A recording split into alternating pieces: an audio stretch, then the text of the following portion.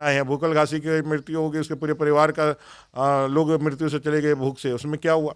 ये सरकार और सिर्फ कहने के लिए, और ये मैं कह सकता हूँ कि सिर्फ जबान से हितैषी है, कर्म से इससे ज़्यादा दलित विरोधी सरकार आज तक झारखंड में नहीं। कि आपने जब घोषणा कर दी है, सरकार ने ही की थी, कोई हम लोगों ने नहीं मांगा था, कोई अनुसूचित जाति वर्ग के लोग नहीं माना था, आपने ही की थी। तो 5 साल के लिए यदि अनुसूचित जाति के वर्ग के लोग यदि मेयर बन ही जाते तो आपको क्या उससे परेशानी? क्योंकि संविधान के अंदर भारत देश चलता है, बाबा साहब अम्बेडकर का संविधान है, और उसी के तहत दलित आदिवासी वंचितों को नेतृत्व का अधिकार भी है, प्रतिनिधित्व का अधिकार भी है, और उसी के तहत हमको अधिकार भी तौर पे अनुसूचित जाति वर्ग के विपरीत है, अनुसूचित जाति वर्ग का विरोधी है, और यह कहीं से भी उनके आंख में एक बालू की तरह चुभता है, वो एक नज़र भी नहीं देख पाते हैं।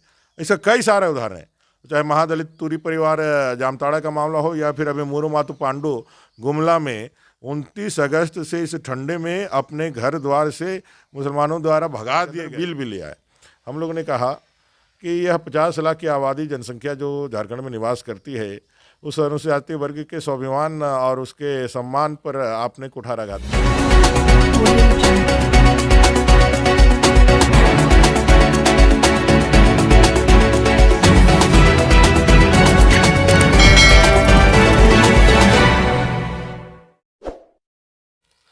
अभी हम रांची में हैं और हमारे साथ बीजेपी के अनुसूचित जाति मोर्चा के प्रदेश अध्यक्ष अमर कुमार बावरी जी हैं। अभी जैसा कि आप लोगों को पता है कि झारखंड में नगर निकाय का चुनाव होने वाला था, जिसमें से रांची का जो सीट था उसे एससी कर दिया गया था, जिसको लेकर के लोगों ने विरोध जताया। विरोध जताने के बाद सरकार पुनः उस पर विचार करने के लिए सोची है, उस पर आवाज़ उठाए हैं जो चंदन क्यारी के विधायक भी हैं। उन्हीं से जानने का प्रयास करते हैं कि वो पूरा मामला है क्या। बहुत बहुत स्वागत है सर आपका। धन्यवाद। जोहार।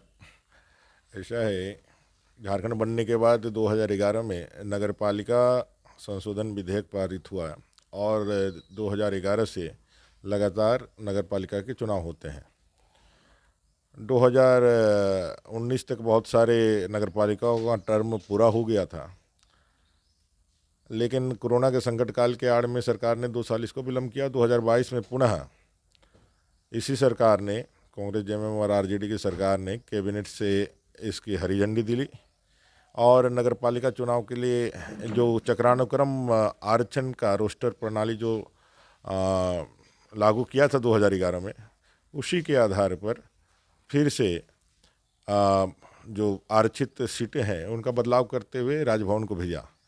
महामहिम राज्यपाल ने उसे सहमति प्रदान की, और फिर चुनाव आयोग ने उसके रोस्टर का डिक्लेरेशन किया। अब 10 साल के बाद रोस्टर में बदलने का नियम है, और 10 साल हो जाने के बाद बदला जाने लगा। रांची भी बदल दिया गया और इसको अनुसूचित जाति वर्ग के लिए आरक्षित कर दिया गया। सरकार ने ही यह विषय जगाया था, कोई हमारा समाज या फिर हमारा वर्ग इसके लिए डिमांड नहीं किया था। चूँकि संविधान के अंदर भारत देश चलता है, बाबा साहब अम्बेडकर का संविधान है, और उसी के तहत दलित आदिवासी वंचितों को नेतृत्व का अधिकार भी है, प्रतिनिधित्व का अधिकार भी है, और उसी के तहत हमको अधिकार भी मिला था। किसी की कृपा से नहीं मिला था, संविधान के द्वारा प्रदत्त ताकत के अनुसार मिला था।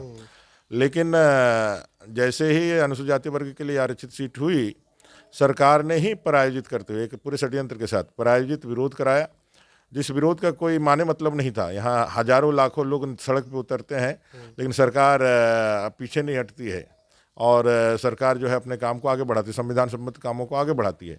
लेकिन इस मामले में परायोजित इसलिए लगता है कि कहीं विरोध दिखा भी नहीं, और सरकार ने इस पर टीएसयू की आनंद फानंद में बैठक बुला ली, और फिर इसको जो है आधार बना करके एसटी सीट, मैंने अनुसूचित जाति वर्ग के लिए सीट जो आरक्षित था उसको कैंसिल करके, इसको चेंज करके वापस कर दिया, और कल सदन के अंदर बिल भी लिया है। हम लोगों ने कहा कि यह 50 लाख की आबादी जनसंख्या जो झारखंड में निवास करती है, उस अनुसूचित जाति वर्ग के स्वाभिमान और उसके सम्मान पर आपने कुठाराघात किया है। हम लोगों ने मांगा नहीं था, लेकिन आपने जिस तरह से देने के बाद उससे छीनने का काम किया है, यह मुंह से निवाला छीलने जैसा है। और यह इसलिए आपने किया है क्योंकि कांग्रेस, आरजेडी और झारखंड मुक्ति मोर्चा झारखंड नहीं पूरे देश के अंदर अनुसूचित जाति के लोगों से नफरत करती है, और उसका कोई सम्मान नहीं करती है, उसके लिए कोई वह हमारा जो है भारत के नागरिक के रूप में सम्मान नहीं है, वो एक वोट बैंक के रूप में सिर्फ इस्तेमाल करने का काम करती है। उसी का नतीजा रहा कि उसके स्वाभिमान को कुचलने का आपने काम किया है, उसके मन के भाव को कुठाराघात करने का काम किया है। हम लोगों ने इसी का विरोध भी किया, और हम लोगों ने कहा कि इसको परिवर समिति में भेज करके इस पर विचार करा जाए। आप कहते हैं कि भाई चुनाव कराएंगे और इसको ठीक करके ही कराएंगे। 27% आरक्षण आपने ओबीसी के लिए दिया, लेकिन उस ओबीसी के आरक्षण का लोगों ने विरोध किया कि भाई जो पंचायत के चुनाव हो रहे हैं उसमें ओबीसी आरक्षण यदि क्लियर नहीं हो जाता तो आप चुनाव मत कराइए। लेकिन सिर्फ आपने राजनीतिक करने के लिए इधर तो कह दिया, लेकिन जो चुनाव है बिना आरक्षण के ही करा दिए। हम लोगों ने कहा कि आपने जब घोषणा कर दी है, सरकार ने ही की थी, कोई हम लोगों ने नहीं मांगा था, कोई अनुसूचित वर्ग के लोग नहीं माना था, आपने ही की थी। तो 5 साल के लिए यदि अनुसूचित जाति के वर्ग के लोग यदि मेयर बन ही जाते तो आपको क्या उससे परेशानी होती, उससे क्या दिक्कतें होती? अरे भाई, हम लोग भी भारत देश के नागरिक हैं, संविधान का अधिकार अपने पास है और उसके तहत हम लोग आगे बढ़ते हैं। लेकिन दलितों के साथ इनका इतना नफरत है, इनके मन में इतना उसके प्रति घृणा है, वो कल सदन के सामने देखने को मिला। और सदन में मुख्यमंत्री रहते हुए भी उन्होंने जिस तरह से इसको खारिज किया, और मैंने यहाँ तक कहा कि जो आज कैबिनेट है उस कैबिनेट में एक भी दलित प्रतिनिधि नहीं है। सत्यानंद भोक्ता वो अभी जो मंत्री हैं एससी में थे, लेकिन अभी उनका एसटी में, उनका समाज का जो है एसटी में चला गया। उनका जो मंत्रिमंडल मिला था तो ये एससी जाति में ये देख करके तो नहीं मिला था, वो आरजेडी कोटे से विधायक बने थे, इसीलिए उनको मंत्री बना दिया गया था। ऐसा तो सरकार का कोई मनसा नहीं था कि ये एससी से आते हैं इसीलिए इनको हम मंत्री बना देते हैं। देखिए, जनरली क्या होता है, जो कैबिनेट रहता है वो कैबिनेट में सबका प्रतिनिधित्व देखा जाता है समाज का। उसमें एसटी का भी प्रतिनिधि होता है, एससी का भी प्रतिनिधि, चूँकि एसटी का ज़्यादा सीट है तो उसमें ज़्यादा प्रतिनिधि रहते हैं। लेकिन जनरली सब लोग कोई उसमें आरक्षित सीट नहीं है, लेकिन जनरली कोई व्यवहार में कोई भी मुख्यमंत्री जब देखता है तो सभी समाज का और सभी वर्गों का समावेश हो, ताकि उनकी बातों को ठीक ढंग से रखा जा सके। अब आरजेडी को भी साधना था और उनके एससी को भी साधना था, दोनों रूप से तो सद गए थे। लेकिन अभी 12वां पोस्ट खाली है। अगर यदि आप दलितों के हितैषी है, अगर यदि दलित एक रहता कैबिनेट के अंदर, तो मुझे लगता है कि इस तरह का जो हुआ है उसका जमीर जगता और उसमें ऑब्जेक्शन जरूर डालता। बैजनाथ राम जी है, मंगल कालिंदी जी है, माननीय सदस्य हैं, उनको क्यों नहीं मुख्यमंत्री जी ने क्यों नहीं उसमें 12वां खाली रखा है, उसमें क्यों नहीं बनाया? ये सीधे तौर पे अनुसूचित जाति वर्ग के विपरीत है, अनुसूचित जाति वर्ग का विरोधी है, और यह कहीं से भी उनके आँख में एक बालू की तरह चुभता है, वो एक नज़र भी नहीं देख पाते हैं। ऐसा कई सारे उदाहरण हैं, चाहे महादलित तुरी परिवार जामताड़ा का मामला हो या फिर अभी मोरू मातु पांडु गुमला में 29 अगस्त से इस ठंडे में अपने घर द्वार से मुसलमानों द्वारा भगा दिए गए हमारे मुसहर परिवार के वो बच्चे और वो लोग हैं जो 50 की संख्या में खुले आसमान के नीचे रह रहे हैं। लेकिन राज्य सरकार वहाँ उसके पैतृक ज़मीन पर नहीं बसा करके कहीं दूसरी जगह बसाना चाह रहे, किस लिए? सिर्फ और सिर्फ वोट बैंक की राजनीति के दबाव में और जो मुस्लिम तुष्टिकरण है उसके दबाव में। तो ये सरकार पूरी तरह से दलित विरोधी है। दलित अस्मिता को इन्होंने चैलेंज किया है। 50 लाख लोगों के जो झारखंड में निवास करते हैं वो दलितों का अभिमान को, स्वाभिमान को इन्होंने चैलेंज किया है। और मैंने सदन के बाहर कल कहा, सदन में भी कहा कि आपने जो चैलेंज दिया है कांग्रेस जामा और आरजेडी ने, जो हमारे अस्मिता पे, हमारे होने पे जो सवाल उठाया है, झारखंड के 50 लाख जनसंख्या जो है, आबादी जो है दलितों की, वो आपको ज़रूर जवाब देगी। इस बिल का जो आप कल विरोध किए, क्या इसको लेकर के आप लोग हाई कोर्ट जाने वाले हैं? देखिए, कोर्ट जाना हमारा काम नहीं है। हम सदन के अंदर लड़ने के लिए हमें ताकत जनता ने दिया है और उसी को हम लोग लड़ते हैं।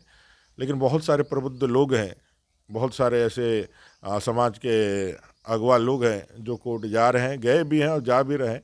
हमारा ये कहना है कि सभी स्तर पे अपने न्याय की लड़ाई लड़नी चाहिए। हम लोग सदन के अंदर लड़ रहे हैं, लोग सदन के बाहर कोर्ट में जाने के लिए तैयार हैं, उनको भी लड़नी चाहिए, ताकि इस घमंडी तानाशाह सरकार को और दलित विरोधी सरकार को एक सबक सिखाया जा सके। आप कह रहे हैं दलित विरोधी सरकार है, सरकार तो पूरा प्रोपेगेंडा चला रही है कि हम दलितों के हित से हैं, हम दलितों के बारे में सोचते हैं, दलितों के बारे में कार्य कर रहे हैं। अगर बोलने से हो जाएगा तो हम राजा हैं, ऐसा बोल देने से हमारा काम हो जाएगा। हकीकत क्या है? अनुसूचित जाति आयोग का गठन झारखंड में रघुवर दास जी की सरकार ने, हम लोगों ने किया, उसका कार्यकाल खत्म हो गया है। अनुसूचित जाति आयोग का आपने अभी तक उसका जो है फिर से बनाया नहीं किसी को। आप ही को बनाना है। आप ही का कोई जो झंडा उठाता है, जेएमएम आरजेडी कांग्रेस का जो झंडा उठा करके जो दलित उसके पीछे पीछे दौड़ता है, उसी को में से किसी को बनाइए। लेकिन आप तो नहीं बना रहे। हम कहाँ बोले भारतीय जनता पार्टी के लोगों को बनाइए। जो आप जिस तरह से टीएसी है, उस तरह से हम लोगों ने कई बार कहा कि अनुसूचित जाति का भी परामर्शदात्री एक संस्था बनानी चाहिए। क्यों? क्योंकि CNT SPT में हम लोग भी आते हैं। और हम लोगों का भी हक अधिकार से, लेकिन सरकार तो उस दिशा में कोई काम नहीं करती है। कोई भी एक योजना बता दीजिए जो दलितों के लिए डेडिकेटेड हो और तो उसको मिल रहा हो। हम लोगों के हल्ला करने के बाद 10 लोग वापस विदेश भेजने का जो अनुसूचित जाति बच्चों का है उसको सरकार ने शामिल किया। सारे योजनाओं में आप देखेंगे तो हमारे लिए 50% अनुदान पर ही हमें योजनाएं मिलती है, जबकि पहले हमको 100% अनुदान में मिलता था। इसी राज्य के अंदर आप देखिए भाई किस तरह से भेदभाव किया जा रहा है। योजनाओं को आप निकालेंगे, व्यवस्थाओं को निकालेंगे, आज दलितों के प्रति जो सरकार का नज़रिया है, जो घटनाएं घटित हुई है, तो संजू प्रधान का वहाँ जला करके मार दिया गया सिमडेगा में, क्या हुआ उसका? गोविंद तुरी को थाना के अंदर पीट करके पुलिस ने मार दिया, क्या हुआ उसका? ऐसे कई एक घटनाएं हैं। भूखल घासी की मृत्यु हो गई, उसके पूरे परिवार का लोग मृत्यु से चले गए भूख से, उसमें क्या हुआ? ये सरकार और सिर्फ कहने के लिए, और मैं कह सकता हूँ कि सिर्फ जबान से हितैषी है, कर्म से इससे ज़्यादा दलित विरोधी सरकार आज तक झारखंड में नहीं।